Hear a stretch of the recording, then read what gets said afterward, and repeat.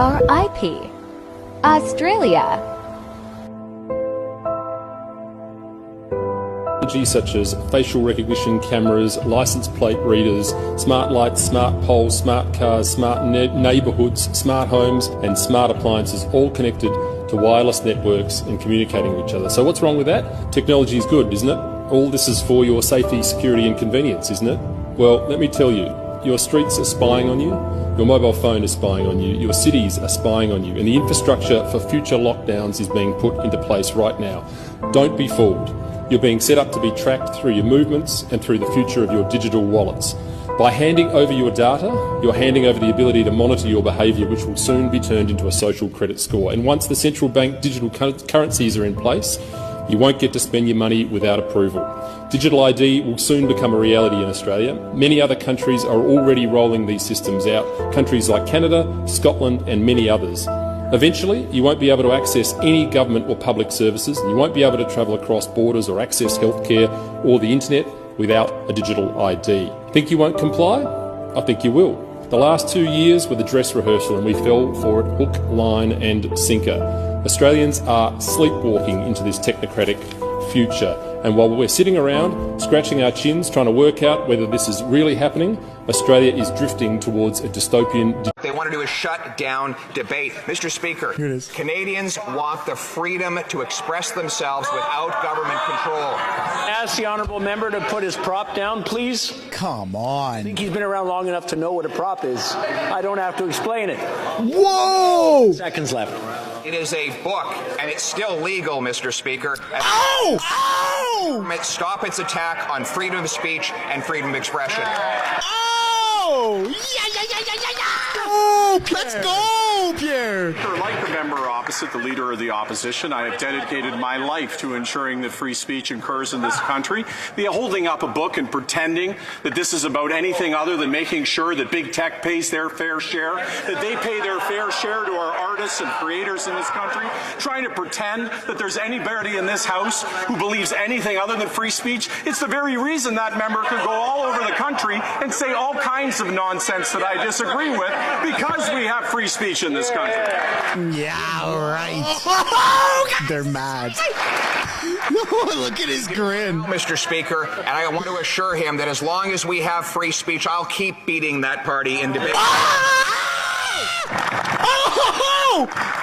Let's turn to another falsehood this government spread. They claim that their carbon tax would make everybody better off, but now their own parliamentary budget officer revealed that Nova Scotians and Newfoundlanders, just like people right across the country, will pay about $1,500 more in carbon taxes than they get back in rebates. 3 days darkness, third return currency E.S.O.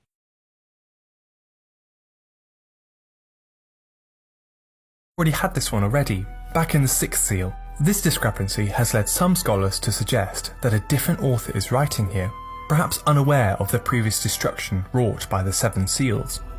Trumpet 5, in my opinion, is the strangest of them all. An angel descends to earth with a big key, the key opens a large trapdoor to a bottomless pit, and out of the pit comes a thick black smoke that eclipses whatever sunlight was left. Then, out of the dense fumes emerge giant locusts that swarm and cause plagues all over the earth. Now, these aren't just any giant locusts, they are Book of Revelation giant locusts, and so they're given a very disturbing description. Here goes. They have human faces and long flowing hair, they wear armour and have little crowns on their head. Oh, also, they have lion's teeth and giant scorpion stingers. Because, again, why not? These creatures are given the instruction to sting people, but not enough to kill them. In fact, it says that people will be unable to die during this time, literally. Let's quickly rattle off what each trumpet does. Trumpet 1 causes fire and hail to rain down on the earth. Wildfires soon rage on the planet, and a third of Earth's vegetation gets burnt up. Trumpet 2 sounds, and a great mountain-sized object falls into the sea, turning a third of the oceans into blood. It also kills a third of the innocent sea creatures, which is pretty sad. Trumpet 3 plays, and a star falls from heaven and lands onto the Earth's rivers. The star is even given a name, wormwood. This is actually a type of semi-poisonous herb, also known as mugwort, which makes sense in the Book of Revelation, because wormwood contaminates all the world's fresh water supplies, making it bitter and toxic. Trumpet 4 toots, and a third of the sun goes out. shrouding the planet in darkness.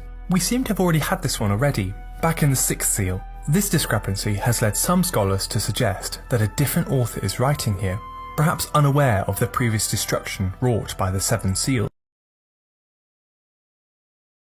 Are given the instruction to sting people, but not enough to kill them. In fact, it says that people will be unable to die during this time, no matter how much they might wish to. This is absolute nightmare fuel, but there are still 2 trumpets to go. Trumpet 6 is sounded, and 4 angels are released to kill a third of humankind, all of whom help to exterminate a third of humans' population. The final trumpet, Trumpet 7, doesn't cause any destruction. Instead, there's a little hymn for those in heaven, and a few flashes of lightning here and there, but no major destruction on Earth. At this point, I'd imagine that the world is practically unlivable. I'm starting to 2 of the 7 heads have 2 horns each. The tail of the dragon is so large that when it sweeps, it apparently casts a third of the stars down. We find out that the red dragon is Satan himself, who is suddenly attacked and defeated by the archangel Michael. Dragon Satan gets booted out of heaven and thrown down to earth, and the land swallows him up. After this strange little episode comes the main attraction, the 2 so-called beasts. The first beast comes out from the sea. This first beast has the shape of a leopard. It's got feet like a bear and a mouth like a lion. It's got multiple heads, and no surprises that there are 7 of them. Like the dragon, it's got 10 horns, with a diadem on each of those horns. One of the heads, however, looks to be wounded. Once coming up from the sea, this beast goes around bad-mouthing God and saying all kinds of blasphemies. The survivors on Earth, and yes, apparently there are survivors, all start to worship this monster. Then, suddenly, the Earth opens up, and another strange beast comes out from the ground. Compared with the first beast, the description is lacking a bit. All we get is that it has 2 horns like a lamb, but speaks like a dragon, and that's really it. This beast goes around telling the inhabitants of Earth how great beast number 1 is, and performs a bunch of magic tricks to prove it's legit. The character is later known as the False Prophet, although you may be familiar with the name used for it in other Christian texts, the Antichrist, literally meaning the anti-Messiah. So, should you choose to believe in this monster, it's bad news for you. This beast goes around and writes a specific number on the foreheads of idolaters, the famous mark of the beast, the number 666. What is significant about this number, 666? Well, many biblical scholars have suggested that it's a code for the tyrannical Emperor Nero. You see, in the classical world, there was this practice of assigning letters. Some of the oldest versions of the Book of Revelation, like this papyrus manuscript found at Oxyrhynchus in Egypt, have the number 616. Demetrius still works here, just for a different spelling of Nero's name. Interestingly, the Book of Revelation says that in order to buy and sell things, you need to show the mark of the beast. As with today's currencies, Roman coins often featured the head of state, in this case the emperor. So, in order to barter and trade, you need to show the mark of the beast, i.e. the Emperor Nero's face on coinage. This interpretation is further supported by the Greek word for mark, as in mark of the beast, which is charagma, and it's most commonly used to refer to the imprint